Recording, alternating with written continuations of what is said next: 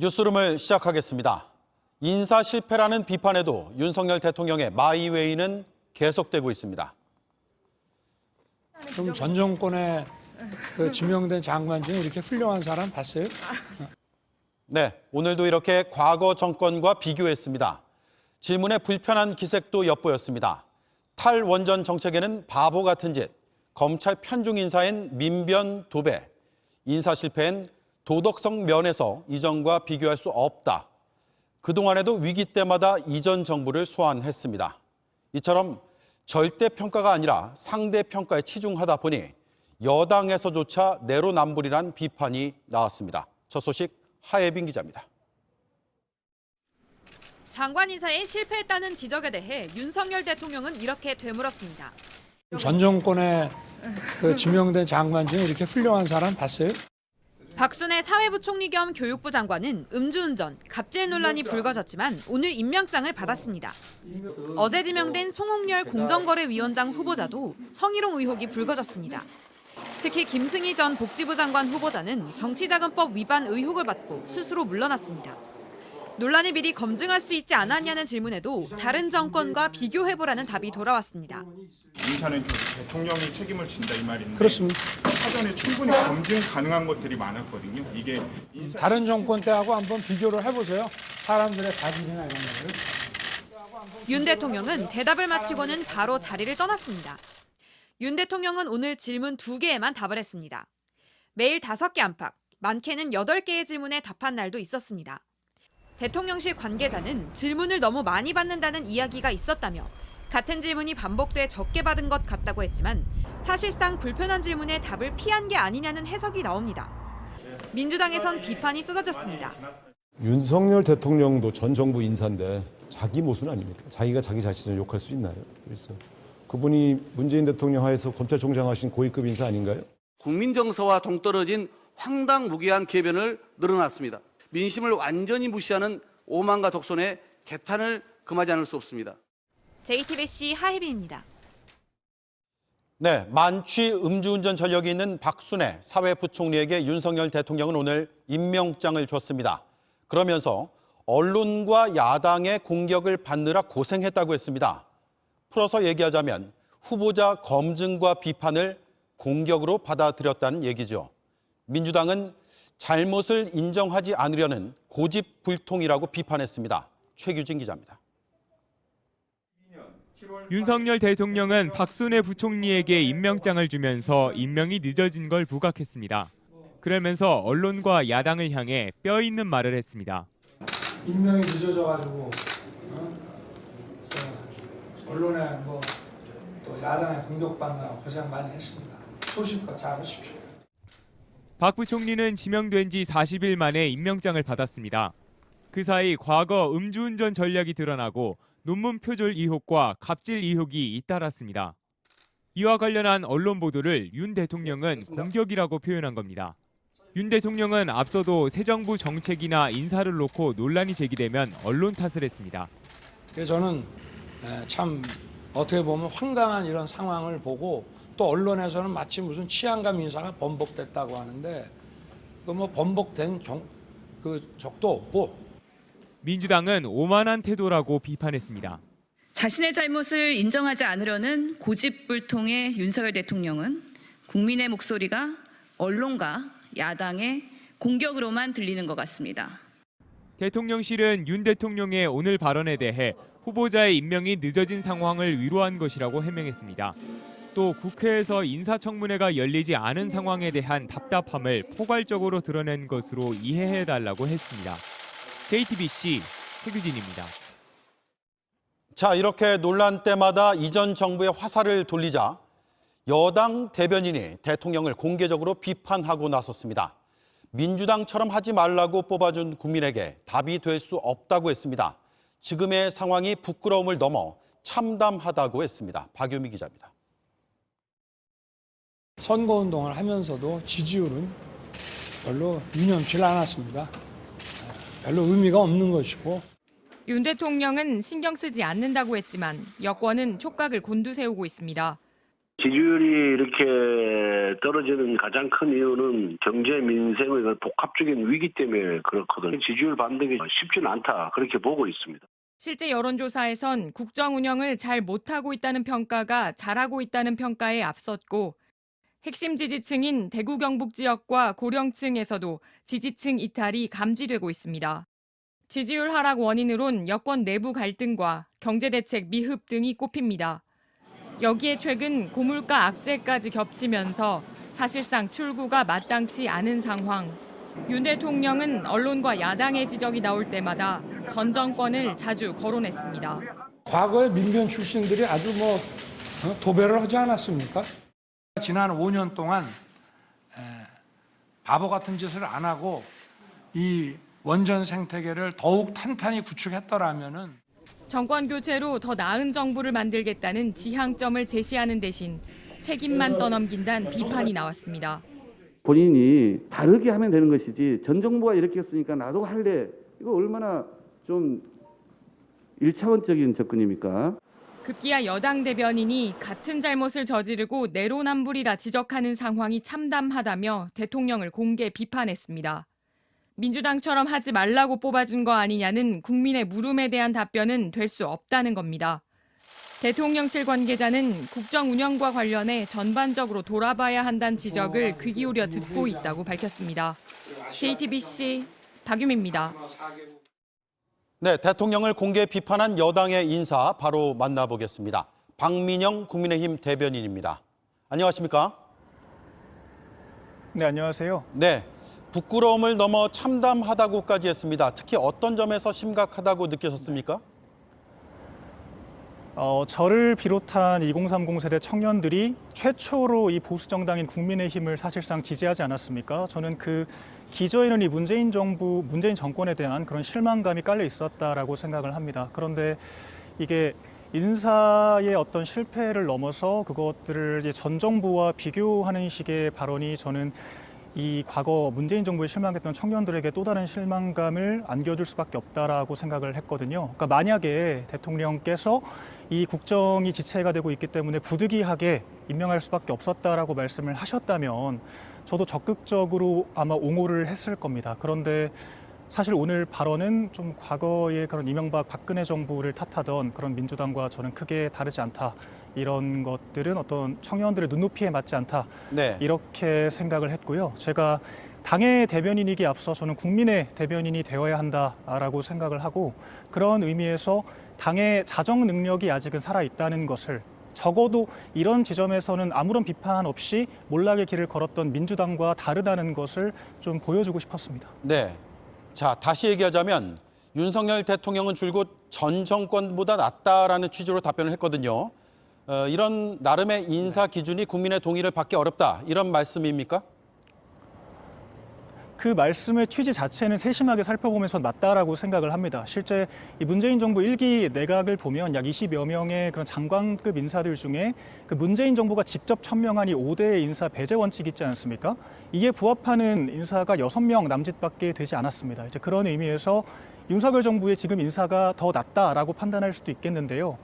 사실 이런 세부적인 내용들을 국민들께서는 별로 궁금해하지 않으실 거라고 생각을 하고 저희가 결국에는 50보 100보의 논리를 펼치고 있는 것이기 때문에 결국엔 국민적 소구력이 없다라고 저는 생각을 했습니다. 자, 박민영 대변인은 대선 캠프에서 청년 보좌 역을 맡기도 했습니다. 그래서 윤석열 정부가 탄생을 하면 과거와 뭐가 달라야 하는지 민심을 전했겠죠. 또 대통령의 뜻도 들었을 것 같습니다. 후보 시절과 대통령이 된 뒤에 달라진 겁니까? 그러니까 제가 청년 보좌역일 때는 그 시시각각 어떤 좀 민심의 흐름을 읽고 일일 보고 형태로 저희 다른 청년 보좌역들과 함께 매일 보고를 드렸었습니다. 또 후보께가 아니더라도 어떤 의사결정권자의 그런 위치에 있는 선대위 관계자분들께 직접 소통을 하면서 어떤 민심을 반영하려고 노력을 했었는데요. 지금은 적어도 저는 어떤 용산이나 정부의 직접적인 소통망이 있는 상황은 아닙니다. 그래서 좀 근데 비단 저뿐만이 아니라 좀 당정대 자체의 소통 기능이 많이 망가져 있는 게 아닌가 저는 좀 그런 위기의식을 느끼고 있습니다. 네. 자, 조금만 더 들어가 보죠. 민심을 읽는 안테나가 고장난 것 같다 이런 얘기까지 보수 지지층에서 나오고 있거든요. 윤석열 대통령의 판단을 막고 있는 게 있다고 보십니까? 저는 대통령에 대해서는 아직도 믿음이 있습니다. 왜냐하면 저도 1월 6일 날 사실 지금보다 더 강도 높게 이 청년보좌의 간담회에서 쓴소리를 했었거든요. 근데 그때 대통령께서는 정말 어떤 표정 변화, 어떤 일그러진 변화 하나 없이 정말 그대로 선대위의 변화를 이끌어 주셨고, 그런 기반이 있었기 때문에 저희가 이 열악한 어떤 열세의 지지율을 뒤집고 역전극을 만들어낼 수 있었다라고 생각을 합니다. 하지만 지금 상황은 과거와는 좀 달라졌다라고 저는 인식을 하고 있고요. 근데 그 달라진 게 대통령이 아니라면 주변 사람들일 수 있겠다라고도 좀 생각이 듭니다. 네, 주변 사람들로 달라졌을 수도 있다 이렇게 추정을 하시는 거군요. 지지율은 별 의미가 없다 이렇게 얘기를 했고 신경 쓰지 않는다라는 취지의 대통령의 발언이 나왔습니다. 이것도 역시 논란인데 당 안에서는 어떻게 받아들이고 있습니까? 일단 지지율이라는 것이 결국에는 국민들의 의사 아니겠습니까? 지금 대통령의 어떤 국정에 대한 평가일 수 있는데요. 그 외생적인 변수들이 지금 많은 게 사실입니다. 어떤 세계적인 경제 위기가 있고요. 그럼에도 불구하고 좀 저희가 미흡했기 때문에 국민들께서 부정적으로 평가하시는 부분이 있다면 그런 부분에 대해서는 전향적인 변화가 있어야 한다라고 저는 생각을 합니다. 그런데 오늘 제 발언에 대해서는 그래도 이 여당 대변인으로서 부적절하지 않냐라는 그런 문제의식들도 있었고요. 물론 응원해 주시는 분들도 많았습니다. 다만 이게 이준석 대표가 공격하라고 좀 뭐 시킨 게 아니냐 이제 이런 말씀들도 있었는데요. 그 사실 제가 오늘 한 이 발언 때문에 가장 난처한 사람이 바로 이준석 대표일 겁니다. 왜냐하면 지금 윤심의 향방에 모두가 이 촉각을 세우고 있는 가운데 어찌 보면 이 방금과 같은 그 오해를 살 수 있는 발언일 수 있으니까요. 그래서 일단은 제 개인의 의견, 그러니까 당의 대변인이지만 국민을 대변하고자 하는 이런 젊은 대변인의 위치에서 제가 우려를 개인적으로 전한 것이다. 일단 이렇게 말씀을 드리겠습니다. 알겠습니다. 자, 마지막으로요. 짤막하게 답변을 좀 부탁드리겠습니다. 박순애 사회부총리는 의혹이 많았습니다. 만취 음주운전 비롯해서 많았죠. 계속 논란이 될 것 같습니다. 지금이라도 물러나는 게 수순이라고 보십니까? 전 앞에도 말씀드렸지만 이 정부 여당으로서 이 국정 지체에 대해서도 고려하지 않을 수 없다라고 생각을 합니다. 그래서 대통령께서 어떤 사과의 말씀을 하시면서 부득이한 사정을 설명했다면 저는 옹호했을 거라고 말씀을 드렸지 않습니까? 그런 맥락에서 저희가 더 이상 이런 어떤 장관의 낙마에 의한 이 국정 혼란에 대해서도 고려하지 않을 수가 없고, 그래서 당장 어떤 낙마를 시키거나 어떤 자진 사퇴 뭐 이런 제가 그런 것에 대해서 말씀을 드리기보다는 당장 어떤 이제 주어진 위치에서 좀 역량을 잘 발휘해 주셔가지고 이 국정 안정에 기여를 해주셨으면 하는 바람이 있습니다. 네, 알겠습니다. 오늘 말씀 여기까지 듣겠습니다. 국민의힘 박민영 대변인이었습니다. 고맙습니다. 네, 감사합니다. 네. 자, 성희롱 논란의 당사자죠. 공정거래위원장 후보자가 오늘 또 사과했습니다.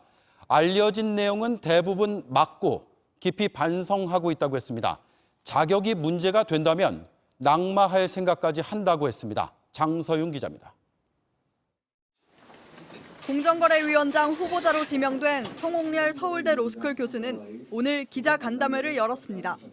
공정거래 정책 방향을 설명하기 위한 자리였지만 성희롱 논란에 초점이 맞춰졌습니다. 송 후보자는 과거 제자들에게 성희롱을 했다는 의혹에 대해 인정하고 사과했습니다. 팩트는 맞습니다. 우선 팩트는 맞고요. 제가 너무 잘못했다고 생각을 많이 했습니다. 어디 진짜 숨고 싶었어요. 내가 왜 그런 일을 했을까. 만취해서 일어난 일이라며 이유를 설명했습니다. 분위기를 조금 띄운다고 막 술을 돌리고 하다가 그래서 너무 만취 상태에서 사실은 이렇게 막 아무 얘기나 거기서 만취를 하게 됐다는 것이 저는 가장 지금 후회되는 뼈 아픈 점이고요. 고개를 숙이며 자격이 없으면 받아들이겠다고도 했습니다. 도저히 이것 때문에 이거는 아니다. 이 일은 아니다 그러면 저는 흔히 말하는 뭐 낙마 그런 부분들까지도 저는 생각을 하고 있고요. 송 후보자는 2014년 학생 100여 명과의 술자리에서 넌 외모가 중상, 넌 중하라며 품평한 것으로 전해졌습니다. 또 한 여학생에게는 다른 남학생을 가리키며 너 얘한테 안기고 싶지 않냐?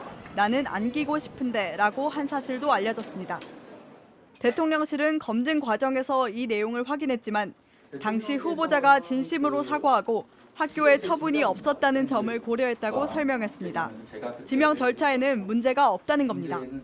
민주당은 부실 인사라고 강하게 비판했습니다. 대통령의 사법연수원 동기라서 인사검증이 제대로 이루어지지 않았다기에는 인사검증의 부실이 너무 심각합니다. 경제정의실천 시민연합은 성희롱 발언이 문제일 뿐 아니라 대기업 사회이사 출신이라 이해충돌 소지가 크다며 자진 사퇴를 요구했습니다. JTBC 장서연입니다. 네, 이번엔 계속 오르고 있는 물가 소식입니다. 지난달 소비자 물가 상승률이 6%대로 나왔습니다.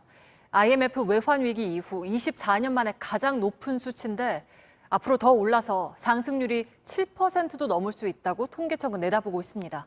어떤 대책이 필요한지까지 이세누리 기자가 짚어봤습니다. 장 보러 나온 시민들은 채소 집는 것조차 망설입니다. 가지 3개에 2,500원 줬으니까 원래는 얼마? 원래는 뭐 1,000원에 3개 그러니까 올랐죠. 아무래도 사면서 이거 비싸다 이러면서 사지. 소비자들이 느끼는 부담은 통계에 고스란히 반영됐습니다. 지난달 소비자 물가 상승률은 24년 만에 처음으로 6%를 찍었습니다. 외환위기 당시엔 환율이 치솟으면서 수입 물가가 오른 영향이 컸습니다. 그런데 이번엔 해외 원자재 값이 뛴 상황에서 환율이 수입 물가 상승을 부채질하는 양상입니다. 경유는 1년 전보다 50%, 수입 쇠고기는 27% 올랐습니다. 국내 농산물도 작황이 좋지 않아서 감자와 배추, 포도가 30% 넘게 뛰었습니다. 원재료값 상승으로 외식 가격은 30년 만에 가장 많이 올랐는데 갈비탕과 치킨, 김밥과 생선회가 10% 넘게 올랐습니다. 물가는 앞으로 더 오를 수 있습니다. 이달부터 전기와 가스 요금이 오르는 데다 해외 유가나 곡물 가격도 꺾일 기미가 보이지 않아서입니다. 이런 그 상승 속도를 유지한다면은 7%대를 보일 수 있는 가능성을 배제할 수 없습니다. 근데 이런 속도가 굉장히 빠른 속도이기 때문에 달러당 1,300원을 넘나들 정도로 많이 오른 환율도 수입 물가엔 부담입니다. 전문가들은 수입 물가가 오르는 걸 막는 건 정부로서 한계가 있지만 쓸 수 있는 카드는 다 써봐야 할 때라고 말합니다. 정부가 지금 사용하고 있는 방법은 유류세라든지 관련 세금을 인하해가지고 한미 통화 수합을 성사가 되면은 2008년 때와 같이 환율이 좀 큰 폭으로 내려가면서 물가 안정시킬 수 있다. 이렇게. 다음 주 한국은행은 기준금리를 결정하는데 물가를 잡기 위해 사상 첫 0.5%포인트 인상, 이른바 빅스텝에 나설지 주목됩니다. JTBC 이세누리입니다. 네, 들으신 것처럼 외식 물가는 특히 30년 만에 가장 많이 올랐습니다. 당장 매일 점심 사 먹는 직장인들 부담도 더 커졌고 또 소비자들은 양을 줄여서 가격을 낮춘 식재료를 찾기도 합니다. 이 소식은 전다빈 기자가 전해드립니다. 한 끼에 6,000원 정도로 바깥보다 싼 구내 식당을 찾는 이들도 늘어났습니다. 작년 대비해서는 저희 한 2배 이상 좀 식수가 많이 늘었고 밖에서도 이제 칼국수 한 그릇에 10,000원씩 하고 좀 비용이 부담되시는 분들이 이제 좀 저렴하게 식사하실 수 있는 구내 식당을 많이 찾아주시는. 거리두기가 풀렸지만 저녁 때도 물가 부담 때문에 밖에서 먹지 않고 집에서 해 먹는 이들이 많습니다. 거의 집밥 먹는다고 봐야 돼. 비싼 거 아닌 거. 아무렇게도 좀 덜 가죠. 돈이 많이 드니까.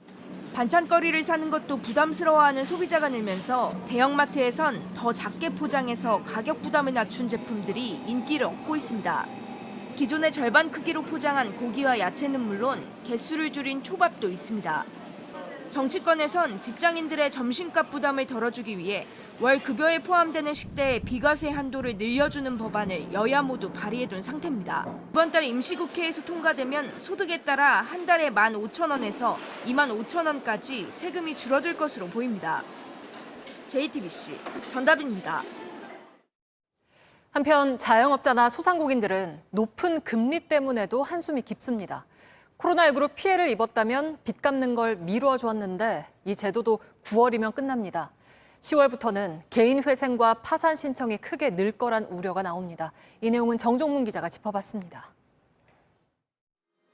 빚을 내 힘겹게 코로나 상황을 견딘 자영업자, 소상공인들은 또다시 고통을 호소합니다.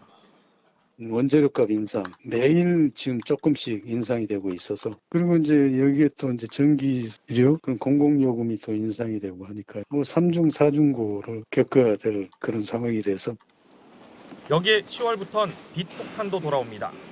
그동안 코로나 때문에 빚을 낸 개인 채무자들에게는 빚 갚는 걸 미뤄줬는데 9월 말이면 이 제도도 끝나기 때문입니다. 빚 갚는 걸 미뤄주는 제도는 효과가 있었습니다. 법원이 빚을 일정 부분 줄여주는 개인 회생 신청이 지난해 줄었습니다. 올해는 5월까지 지난해 회생 신청 건수의 70% 수준입니다. 전문가들은 10월부터 개인 회생과 파산 신청이 크게 늘어날 수 있다고 경고합니다. 코로나19 사태가 조금 종식이 될 즈음에 고물가가 굉장히 이제 문제가 돼서 경제 상황이 더 악화됐고 한계 상황에 있는 가게들은 파산이나 회생 신청을 할 수밖에 없는 상황이 된다 이렇게 보고 있습니다. 이런 상황을 고려해 미리 도산 전문 법원이나 전문 법관을 확충해야 한다는 목소리도 나옵니다. 최근 대법원 회생파산위원회는 수도권 이외 지역에 회생법원을 추가 설치하라고 권고했습니다. JTBC 정종문입니다. 이런 가운데 편의점 주인들은 밤 12시부터 오전 6시까지는 물건값을 원래보다 5% 올려받는 걸 추진하겠다고 나섰습니다. 최저임금이 5% 올라서 버티기 어렵다는 이유인데 시민들의 반응은 엇갈립니다. 오원석 기자가 취재했습니다. 서울 서대문구에서 20년째 편의점을 운영 중인 신상우 씨. 요즘처럼 벌이가 줄어든 건 처음이라고 말합니다. 임금은 매해 상승하고 있는데 수익은 그만큼 받쳐주질 못하는 상황에서 가지고 있는 것을 조금씩 내주는 형편이고 편의점 사장님들은 일주일에 80시간 가까이 근무하면서도 한 달에 250만 원도 벌기 힘들다고 호소합니다. 내년도 최저임금은 올해보다 5% 오른 9,620원입니다. 이를 감안하면 내년엔 한 달 인건비가 지금보다 최대 45만 원 늘어난다는 게 편의점 주인들의 주장입니다. 이러자 편의점주들은 심야에 물건 가격을 올려받는 편의점 심야 할증제 도입을 추진하기로 했습니다. 야간 자체에 대한 물건값을 상승시킨다든가 추가적으로 밤에라도 물건값을 5% 올려받겠다는 겁니다. 국내 4대 대형 편의점 브랜드의 점주들이 모인 전국 편의점 가맹점 협회는 이 내용을 공식화하고 편의점 본사와 협의하기로 했습니다. 택시 요금이나 배달비처럼 밤 12시부터 오전 6시까지는 물건 가격을 5% 올려 팔겠다는 겁니다. 시민들 반응은 갈립니다. 이해한다는 시민이 있는 반면 최저 시급이 오른 게 이제 점주들 입장에서는 부담스럽고 사람들 입장에서는 그럴 수 있다고 생각을 해요. 물가 부담을 키운다는 지적도 있습니다. 학원 갔다 와서 커피도 마시고 라면도 먹고 먹고 스트레스 푸는 게 많은데 오히려 더 짜증만 날 것 같아가지고. GS25와 CU, 세븐일레븐, 이마트24 이른바 편의점 빅4 본사들은 당황스럽다는 입장입니다. 한 편의점 본사 관계자는 JTBC에 편의점 도입 30년 역사에서 처음 있는 요구사항이라면서도 가맹사업법 등을 고려해 협의를 진행하겠다고 답했습니다. JTBC 오원석입니다. 네, 한강 하구에서 10살 정도로 추정되는 남자아이의 시신이 발견됐습니다.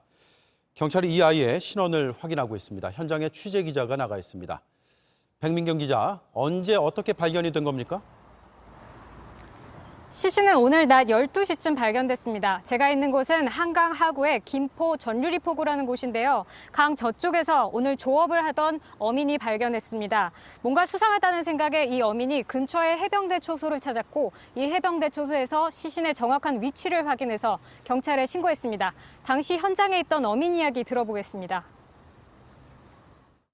그분이라고 그러는데 빨라놓으시더라고 보니까요. 위에서 딱 돌아오는 거 느낌이 사람 같더라고요. 네, 10살 정도로 추정이 된다고 합니다. 신원은 어디까지 파악이 된 거죠? 일단 시신의 크기를 봤을 때 10살 정도의 남자아이로 추정하고 있습니다. 경찰에 따르면 이미 부패가 상당히 진행된 상태였다고 하는데요. 다만 겉으로 봤을 때 큰 상처나 학대 정황까지는 발견하지 못했습니다. 정확한 사망 원인과 시점은 앞으로 수사를 통해 밝혀져야 될 부분입니다. 경찰은 일단 국과수에 부검을 의뢰한 상태인데 타살 가능성을 비롯한 모든 가능성을 열어놓고 최근 접수된 비슷한 또래의 실종 신고를 다시 들여다보고 있는 상황입니다. 나이가 어려서 지문으로 확인이 어려운 만큼 실종 신고가 없다면 정확한 신원을 확인하기까지 시간이 상당히 소요될 수 있습니다. 아직까지 이와 관련된 유의미한 결과는 나오지 않았습니다. 네, 새로운 소식이 또 들어오면 전해드리죠. 백민경 기자였습니다.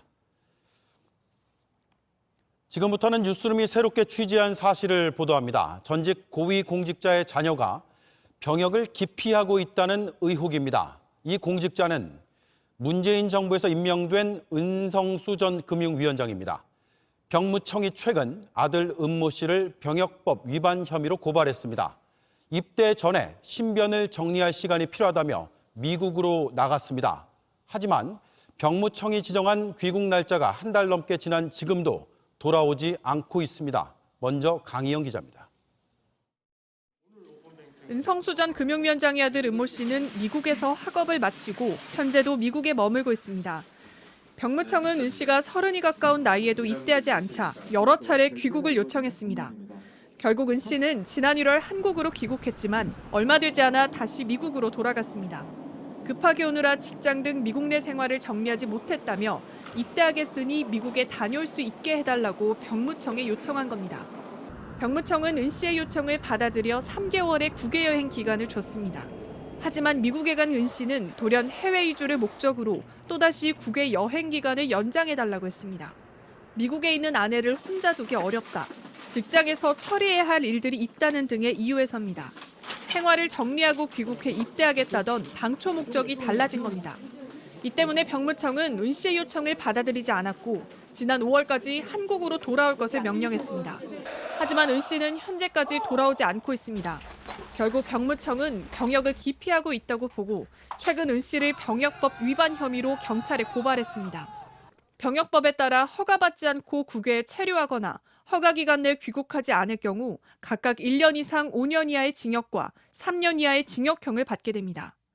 은성수 전 위원장은 JTBC에 처음부터 계획적으로 한 일이 아니라며 그럴 만한 사정이 있었다. 아들에게 귀국하라고 설득하고 있다고 밝혔습니다. 하지만 이와 별개로 은 전 위원장은 국민권익위원회에 병무청의 행정조치가 적절했는지 묻는 행정심판도 제기한 상태입니다. 취재진은 당사자인 은 씨에게도 귀국 여부 등 여러 차례 입장을 물어봤지만 답을 듣지 못했습니다. JTBC 강연입니다. 그런데 은 씨는 지난해 병무청으로부터 고발을 또 당했던 것으로 드러났습니다. 미국 영주권을 따야 한다며 정해진 날까지 귀국하지 않았기 때문입니다. 정리하면 병역 기피가 의심된다는 이유로 지금까지 고발을 2번이나 당한 겁니다.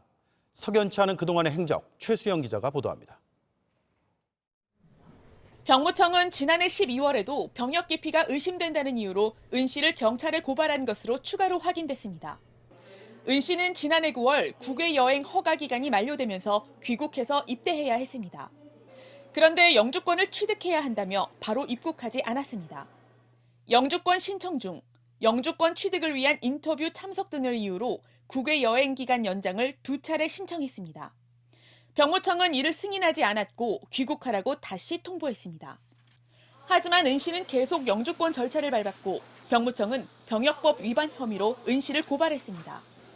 결국 영주권을 취득한 은 씨는 병무청에 이의 신청도 했습니다. 그런데 이번엔 병무청이 이의 신청을 받아들였습니다. 귀국하면 영주권이 취소될 수 있던 점과 이후에 입대하겠다는 은 씨의 입장을 받아들인 것으로 알려졌습니다. 영주권 취득이라는 같은 사안을 두고 한 달 사이 병무청이 다른 결과를 내놓은 겁니다. 이후 은 씨가 잠시 귀국했고 병무청은 고발을 취하했습니다. 하지만 은 씨가 다시 미국으로 출국해 귀국하지 않자 최근 2번째 고발이 이뤄진 겁니다. 과거에도 이제 병역 기피를 위해서 해외 영주권 취득이나 국외 여행 기간을 연장하는 경우가 많이 있었고요. 단순한 영주권 취득이 아니라 병역을 고의적으로 회피하려는 그런 의도가 있다고 봐야 될 것 같습니다. 은 전 위원장은 JTBC에 당시 아들이 영주권 인터뷰를 마치고 귀국하려 했다며 병역 기피 의도는 없었다고 했습니다. 또 송구하고 면목이 없다며 아들이 병역을 이행하도록 설득할 것이라고 했습니다. JTBC 최수연입니다.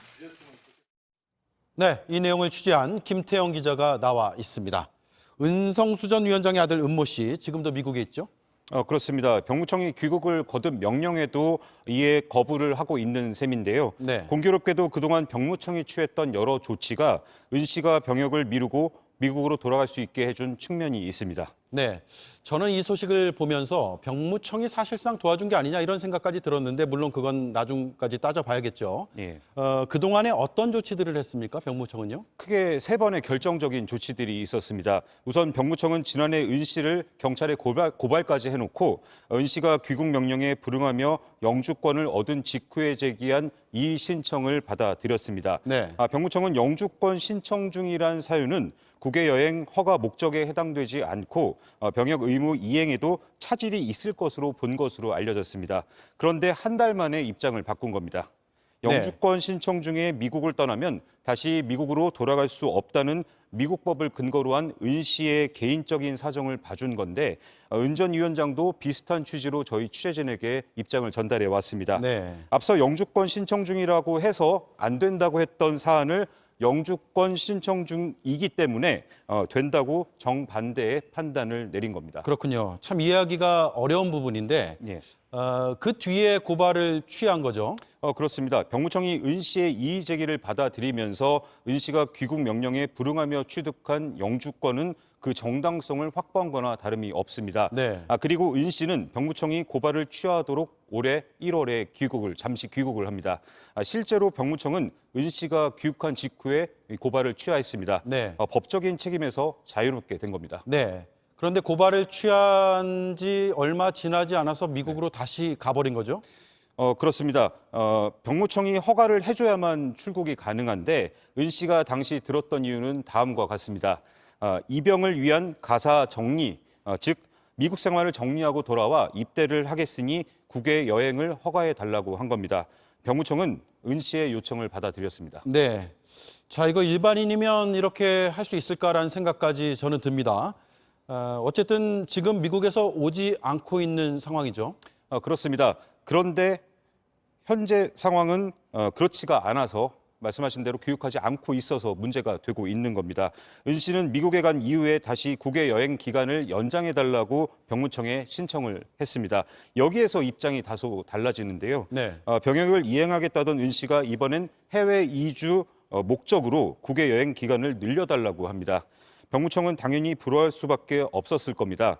그리고 은 씨에게 귀국해서 병역을 이행할 것을 통보를 합니다. 하지만 은 씨는 아직까지 미국에 남아 있습니다. 네. 입장이 계속 조금씩 바뀌는 것 같은데 예. 은 씨가 끝까지 미국에서 돌아오지 않으면 네. 어떻게 되는 겁니까?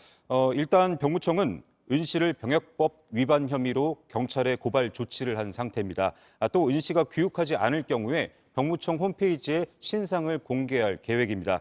하지만 강제로 데리고 올 방법은 없다는 게 병무청의 설명입니다. 네. 은 씨가 끝까지 귀국하지 않을 경우에 병역법상 만 38세가 되면은 자동으로 병역은 면제됩니다. 38세가 되면 자동으로 면제가 된다고요? 그렇습니다. 지금 몇 세죠? 지금 그거는 개인 정보라서 저희가 특정하지 않도록 하고 있습니다. 네. 알겠습니다. 그렇군요. 어쨌든 만 38세가 되면 자동으로 병역이 면제된다. 예. 병무청과 은 전 위원장 측에 네. 입장이 있을 거 아닙니까? 예. 뭐라고 합니까? 우선 병무청은 필요한 조치를 진행 중이라고 밝혀왔습니다. 또 병역 의무자 본인이나 가족의 사회적 지위 등의 영향을 받지 않고 법과 원칙에 따라 공정하게 처리하고 있다고도 했습니다. 은 전 위원장은 병역을 기피할 의도는 없다면서 아들을 설득해서 병역을 이행할 수 있도록 하겠다고 저희 취재진에게 전해왔습니다. 그렇군요. 알겠습니다. 내일 이 의혹에 대해서 추가로 보도할 내용이 있습니다. 더 구체적인 정황들이 담겼다는데 잘 준비해 주시기 바랍니다. 김태영 기자 잘 들었습니다. 미국 프린스턴 대학교의 허준희 교수가 수학 분야의 노벨상으로 불리는 필즈상을 받았습니다. 수학자라고 해도 평생 하나도 풀기 어려운 수학계의 난제를 그동안 11개나 풀었다고 합니다. 이한길 기자입니다. Our day is Junha from Princeton University. 필즈상은 4년에 한 번 만 40세 미만의 젊은 수학자에게만 주는 상입니다. 이 때문에 수학계의 노벨상으로 불립니다. 한국계가 이 상을 탄 건 이번이 처음입니다. 허준희 교수는 미국에서 태어났지만 초등학교와 중고등학교, 대학을 국내에서 다녔습니다. 어린 시절에는 수학에 큰 흥미가 없었다고 합니다. When I was young, math was like a faraway land. 여러 방면에 관심이 많아 한때는 시인이 되는 게 꿈이었습니다.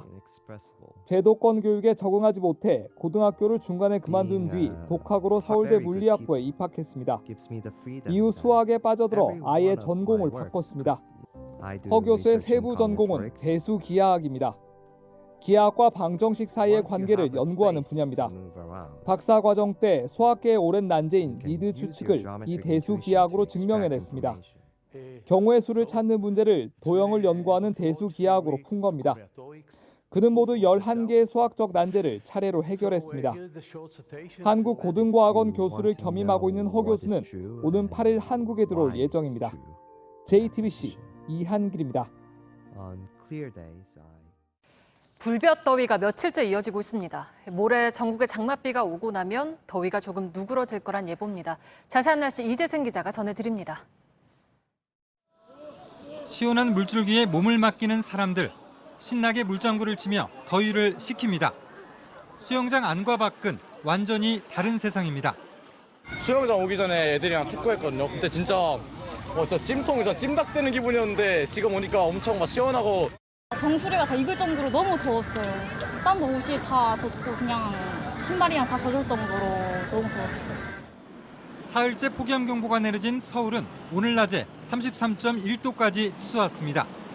경북 상주 35도, 춘천 34.2도, 청주 34도 등 예년보다 4, 5도 높은 무더위가 기승을 부렸습니다. 강한 햇볕 속에 습도까지 높아서 마치 한증막 같은 날씨가 이어지고 있습니다.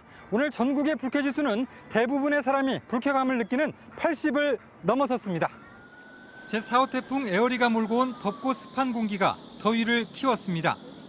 내일도 무더위 속에 곳곳에서 강한 소나기가 내리겠습니다.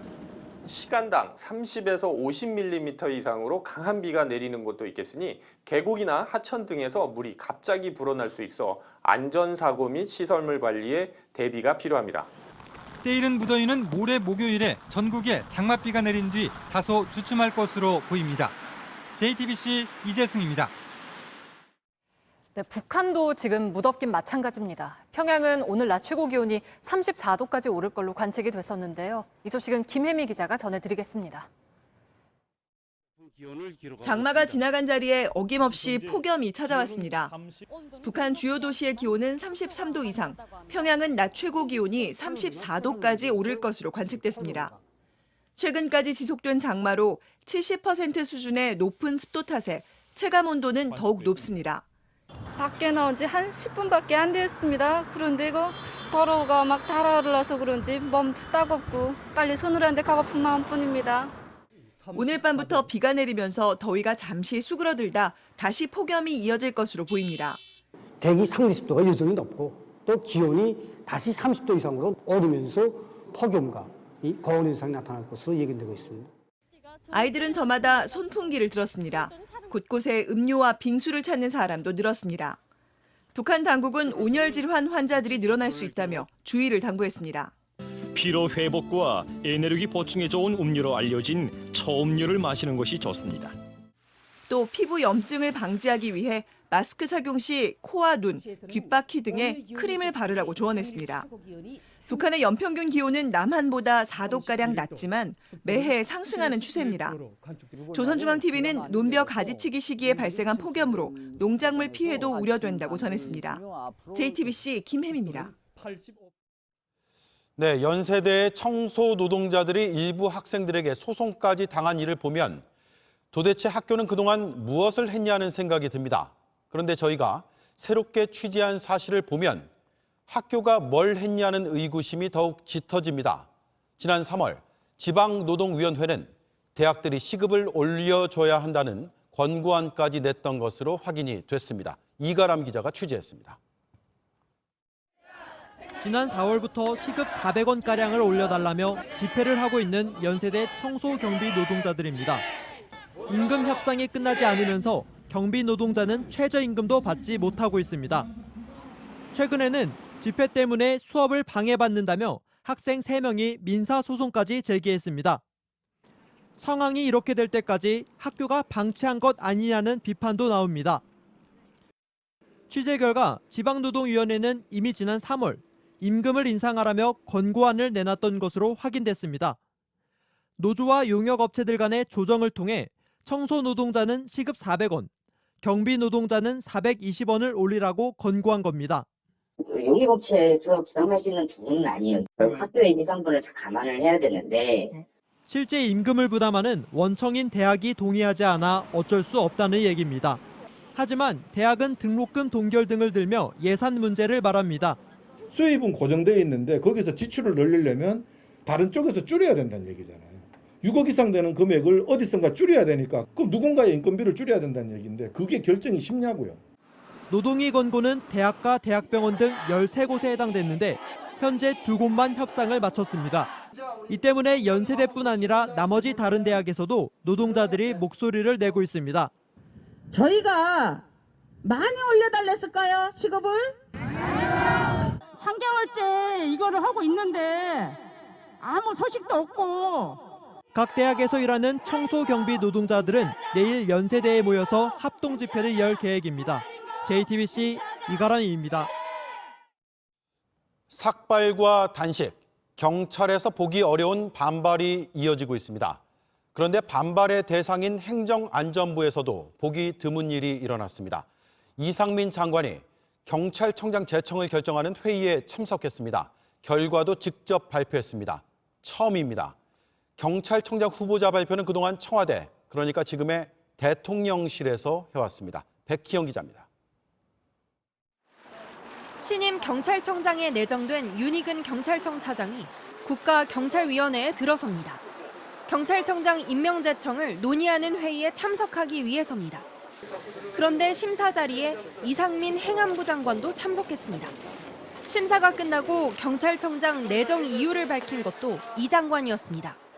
정보, 경비, 자치경찰 관련 업무 등 풍부한 경력과 업무 능력을 바탕으로 신망이 두터우며 14만 경찰 조직을 이끌 수 있는 리더십도 갖추고 있습니다. 행안부 장관이 경찰청장 임명 제청 이유를 기자회견에서 직접 밝힌 건 사상 처음입니다. 과거 경찰청장 후보자에 대한 내정 발표는 최종 임명권자인 대통령실에서 이루어져 왔습니다. 이 장관은 브리핑을 마치고 세종 남부경찰서도 찾았습니다. 일선 경찰들을 만나 경찰국 신설을 설득하기 위해서입니다. 경찰국 신설을 반대하는 경찰직장협의회는 오늘부터 릴레이 삭발 시위에 나서며 반발했습니다. 이에 이 장관은 경찰직장협의회가 일부 야당의 주장에 편승하는 듯한 정치적 행위를 보인다며 대화를 하지 않겠다고 밝혔습니다. 윤 내정자는 경찰국 설치에 대한 말을 아꼈습니다. 경찰에 대한 애정에서 비롯된 것이라고 생각을 합니다. 다만 최근 일련의 행동들이 자칫 국민들에게 더 큰 우려를 드리지 않을까 하는 염려들도 또한 있습니다. 김창룡 경찰청장이 법치주의 훼손이라고 반발하며 사의를 표명했던 것과는 다른 입장입니다. JTBC 백희연입니다. 미국의 독립기념일은 피로 물들었습니다. 시민들이 모여있는 행사장에서 백인 남성이 총기를 난사했습니다. 6명이 숨지고 30명 넘게 다쳤습니다. 워싱턴 김필규 특파원입니다. 미국 시카고 외곽의 하이랜드 파크에서 독립기념일 행진이 시작되자마자 총소리가 들려옵니다.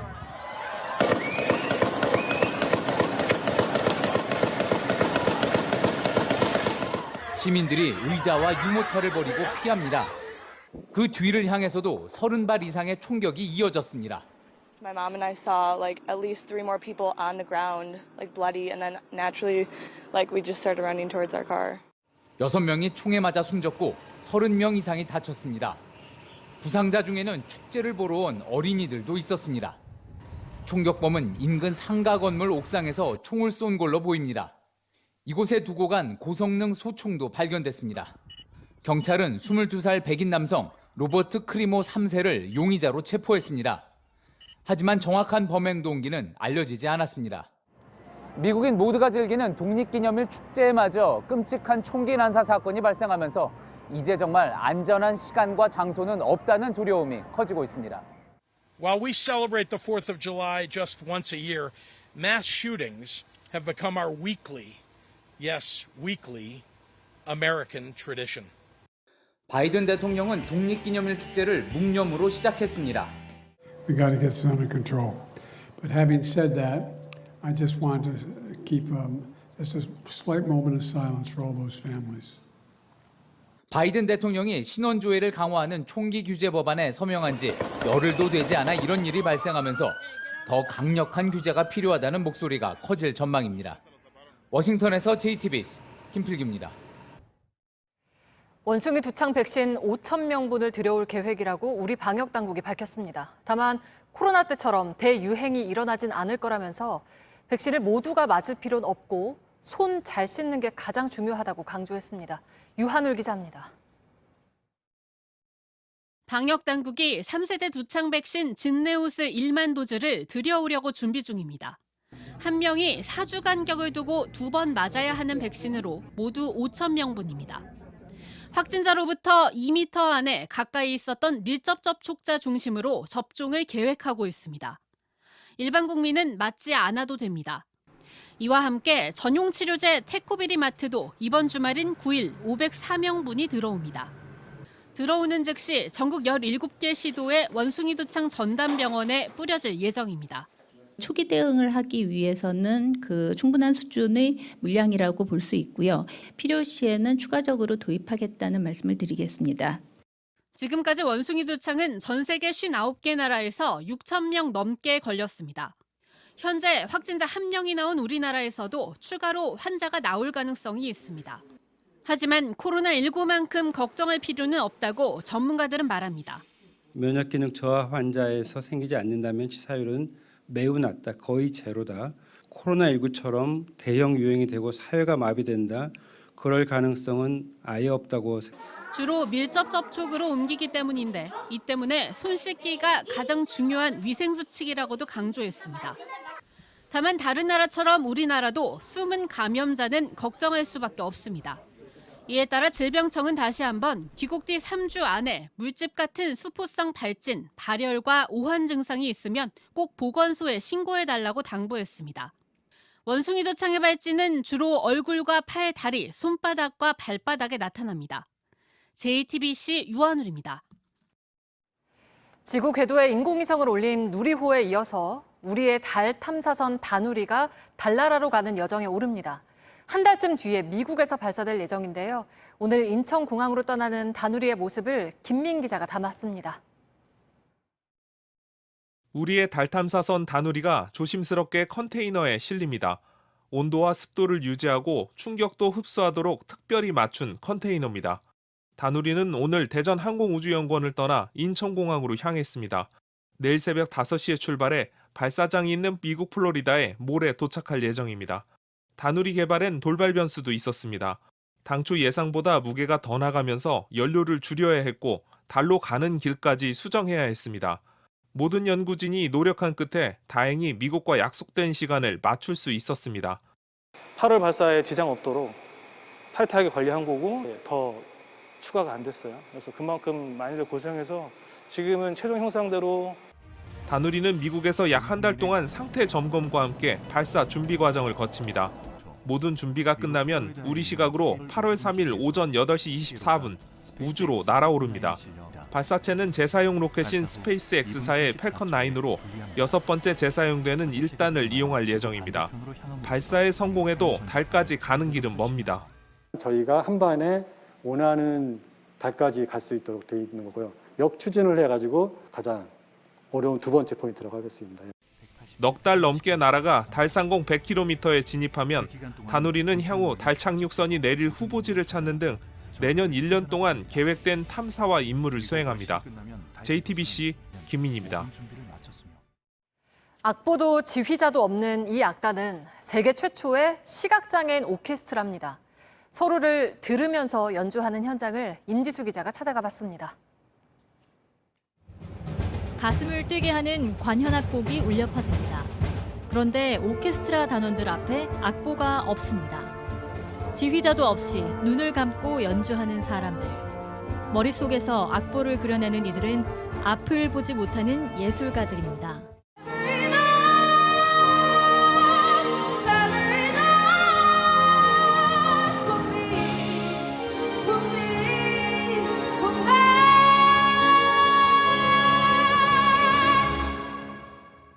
세계 최초 시각장애인 오케스트라 한빛예술단입니다. 다시 해봅시다. 이거 악보 아직 못 외운 사람들 있어요? 자신뿐 아니라 다른 악기가 연주하는 부분까지 모두 외워야 연습을 할 수 있습니다. 잠깐만요. 갑자기 기억이. 트롬본 연주자 진혁 씨는 재빨리 머릿속 악보를 넘겨보지만 결국 음원을 다시 들으며 음표 하나하나 기억을 되살립니다. 한 곡을 100번 넘게 들은 적이 있었던 것 같아요. 예전에 보통은 한 곡 외우는데 한 짧은 거는 한 3, 4일, 긴 거는 일주일 이상, 2, 3주. 서로 눈을 마주칠 수도 동작을 살필 수도 없습니다. 대신 서로의 숨소리 하나하나에 귀 기울이며 한음씩 내딛습니다. 오히려 음악 안에서 이루어지는 하모니나 이런 것들이 훨씬 더 아름답고 좋고 끈끈할 수 있지 않은가. 악기 정리조차 쉬운 일이 아니지만 능숙하게 해냅니다. 한빛예술단은 지난 2003년 음악적 재능을 가진 시각장애인들이 모여 만들어졌습니다. 전 세계 최초 타이틀에 걸맞게 곳곳을 누비며 환호와 박수갈채를 받고 있습니다. 한 해에 100번 정도 무대에 오르는 이들은 오는 9월 장애인 최초로 예술의 전당 공연도 앞두고 있습니다. 보는 사람들의 고통에 비해서 가히 10배 이상의 고통이 따른다고 생각하면 됩니다. 오늘도 이들은 비장애인들과 똑같이 꿈을 이룰 수 있는 사회가 되길 바라며 무대에 오릅니다. 그 꿈을 위해 10배 이상의 시간, 10배 이상의 고통을 기꺼이 감당하며 연주합니다. JTBC 임지수입니다.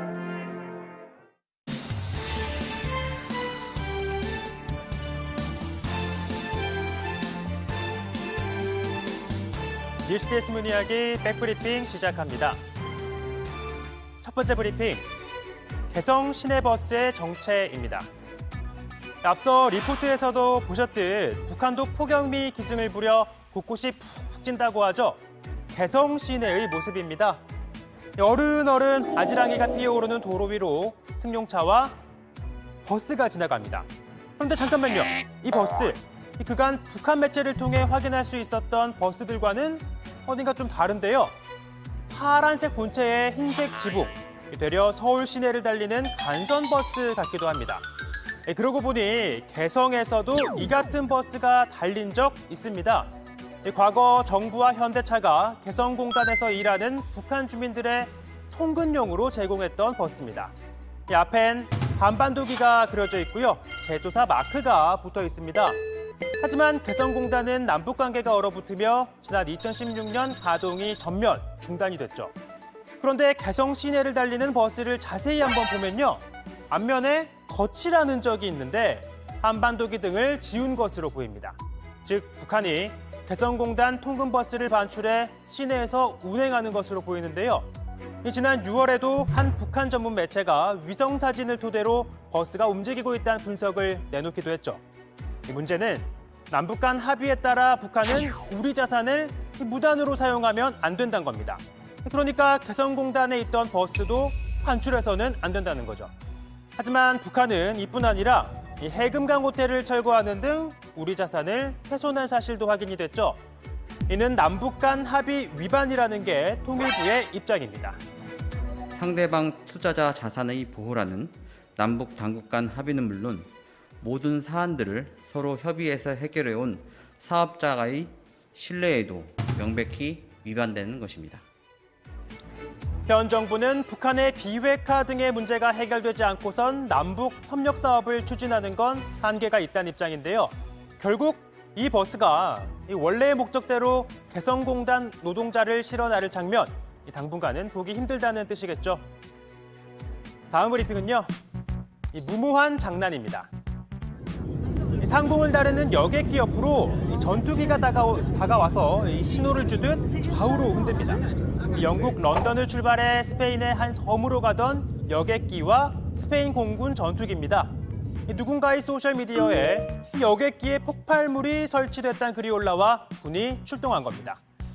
비상 착륙을 한 다음 폭발물 해체 전문가와 폭발물 탐지견이 수색을 벌였지만 폭발물은 없었습니다. 즉 소셜미디어 글이 거짓이었던 건데요.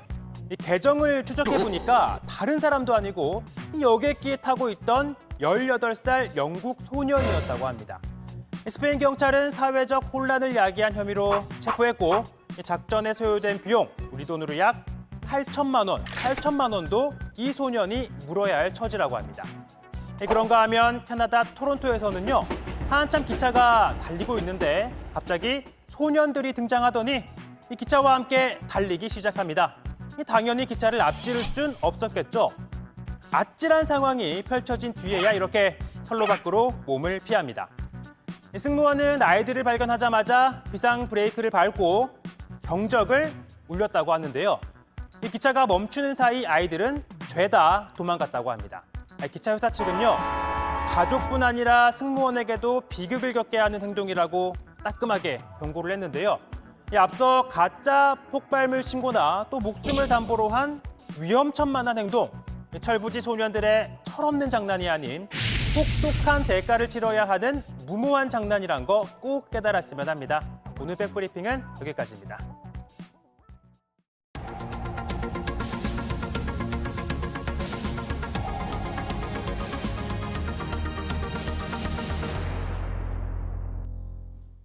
파출소에 화살총을 쏘고 달아난 20대 남성이 12시간 만에 붙잡혔습니다.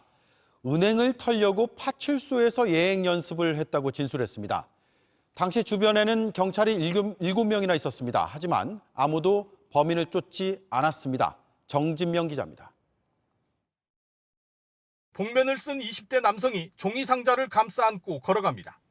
잠시 뒤 파출소 문틈으로 뭔가를 쏘더니 달아납니다. 남성이 쏜 건 공기 압력으로 발사되는 화살총입니다. 화살은 파출소 안 방역용 가림막에 박혔습니다. 이 남성은 22살 한모 씨. 한 씨는 파출소에 화살을 쏜 뒤 50여 미터 떨어진 이곳 공중전화 박스에서 짐을 챙겨 유유히 달아났습니다. 사건이 일어난 건 지난달 30일 새벽 2시쯤입니다. 당시 파출소에는 1층에 5명, 2층에 경찰 2명이 근무 중이었습니다. 하지만 황급히 몸을 피했을 뿐 아무도 쫓아나가지 못했습니다. 20분 가까이 파출소 밖으로 나오지도 않았습니다. 파출소 안에서 경찰서로 상황 전파만 했습니다.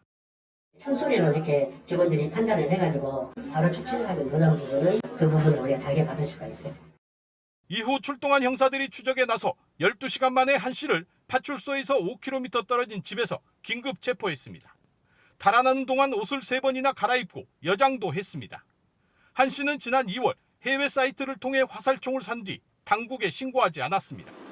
경찰 조사에서는 범죄 예행 연습을 했다고 진술했습니다. 돈을 마련하기 위해서는 은행을 강도로 올란다. 일반 사람을 상대로 연습할 수는 없으니까 파출소에서 연습을 한 것이다. 이렇게 진술을 해요. 시민들은 비판의 목소리를 높였습니다. 해서는 안 될 것은 있잖아요. 경찰 신뢰도가 너무 떨어졌나 싶어요. 경찰은 현장 대응 과정에서 문제가 있었다고 보고 당시 순찰팀장을 대기 발령 조치했습니다. JTBC 정진명입니다. 경북 안동시청에서 출근 시간 흉기 난동이 벌어졌습니다. 휘두른 사람도 공무원, 피해를 당한 사람도 공무원입니다. 다른 부서에서 근무하는 동료 사이인데 결국 피해자가 숨졌습니다. 윤두열 기자입니다. 한 남성이 무언가를 보더니 전화를 겁니다. 잠시 뒤 경찰이 현장에 도착하고 구급대원들도 급하게 뛰어들어옵니다. 주차장 바닥엔 신문지가 겹겹이 쌓여 있습니다. 오늘 아침 8시 55분쯤 경북 안동시청 주차타워에서 50대 여성 공무원 A씨가 피를 흘리며 쓰러져 있다는 신고가 접수됐습니다. 곧바로 병원으로 옮겼지만 복부를 크게 다쳐 1시간여 만에 숨졌습니다. 흉기를 휘두른 사람은 같은 안동시청 공무원인 40대 남성입니다. 피해자가 출근을 하려면 이 문을 지나가야 하는데요. 피의자는 피해자를 이곳까지 따라와서 흉기를 휘둘렀습니다. 이 남성은 흉기를 휘두른 뒤 차를 타고 곧바로 경찰서로 가 자수했습니다. 피해자와 피의자는 시청 다른 부서에 근무하고 있습니다. 남성은 지난달 중순부터 출근을 하지 않고 있었습니다. 범행을 위해 일부러 출근 시간 길목을 지킨 것으로 보입니다. 고혈압하고 간 수치 많아가지고 그래 병원에 진단서를 걸어가지고 한 달 그 병가 진단서가 그래가 병가 중에 지금. 경찰은 살인 혐의로 이 남성을 체포해 정확한 범행 동기를 조사하고 있습니다. JTBC 윤두열입니다. 한 세기 가까이 어린이들의 친구였죠. 곧 95살이 되는 미키마우스입니다. 95년이 가는 의미가 또 큰 건 독점 저작권이 소멸되기 때문인데요. 이게 무슨 뜻인지 정재우 기자가 전해드립니다. 테니스의 황제 페더러와 춤추고 가장 폐쇄적인 나라 북한의 무대에도 오르는 캐릭터. 휘파람을 불며 배를 조종하는 이 작은 생쥐는 1928년 태어났습니다. 디즈니 만화 영화가 시작할 때 어김없이 등장하는 장면으로 월트 디즈니 컴퍼니의 공식 마스코트입니다. 지난 한 해 동안 디즈니가 벌어들인 캐릭터 관련 수익은 6조 8천억 원 정도 되는데 여기서 가장 큰 비중을 차지하는 게 미키마우스입니다. 디즈니는 이 미키 캐릭터의 저작권을 1976년 그리고 1998년 두 차례 연장했지만 세 번째 로비는 통하기 어려울 거란 전망입니다. 올해부터 저작권이 만료된 또 다른 디즈니 캐릭터 곰돌이 푸와 같은 길을 가게 되는 겁니다.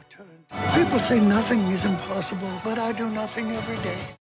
꿀을 좋아하는 노란 곰 푸와 분홍색 아기 돼지 피글렛은 1926년 동화책에 처음 등장해 올 초 저작권이 풀렸습니다. Here is Edward Bear reviewing his latest bill from Big Wireless. 푸와 피글렛을 연쇄살인범으로 하는 공포 영화를 제작 중이란 소식에 동심을 파괴한다는 팬들의 반발도 샀습니다. 그러나 오랜 세월 변천을 거듭해온 캐릭터의 모습 중 저작권이 풀리는 건 95년이 넘은 최초의 캐릭터뿐. 바뀔 때마다 새 저작권이 생기는데 소설에 나왔던 그 저작권이 소멸됐다는 거지 캐릭터 한 가정에서는 또 2차 저작권 같은 게 생겨요. 인기가 있는 형태로 새로운 저작권을 계속 재생성하는 그런 방향으로. 그마저도 큰 변화를 가져올 전망입니다. JTBC 정재우입니다.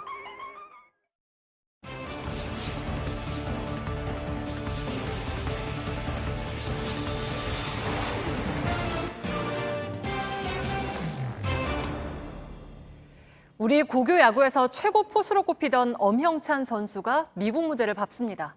캔자스시티와 계약을 맺고 메이저리그 꿈을 향한 도전을 시작합니다. 최하은 기자가 만났습니다.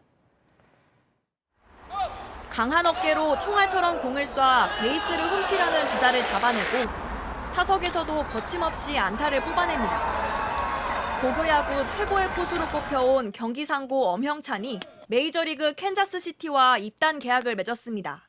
네, 그때 진짜 약간 꿈 같아서 처음에 엄청 떨렸는데 막상 또 사인하고 그러니까 그때는 좀 긴장이 풀렸던 것 같아요. 체격이 좋은 데다 기본기가 탄탄한 점이 높은 평가를 받았습니다.